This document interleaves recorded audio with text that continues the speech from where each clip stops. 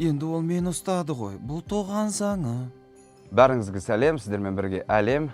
Секіргіштер анимациялық фильмінде Тоқаш деген кейіпкерді дыбыстаймын. Неге олай істедің? Тоқта, не?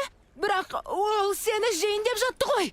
Мен ұстады ғой. Бұл тоған заңы. Бұл мүлде бөлек атмосфера, мүлде бөлек өнер. Анимациялық фильмді дыбыстауда өте маңызды, өзің дауысымен әртүрлі қылып ойнау.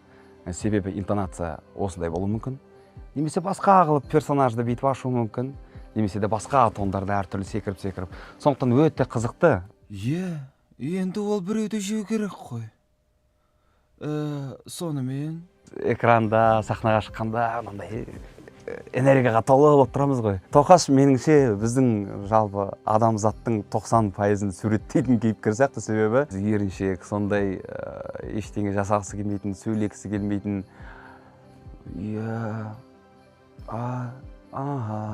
Осындай таңертең ұйықтан ояна алмай отырасың ғой бүйтіп. Бір жерге қарап, сондай кейіпкерді.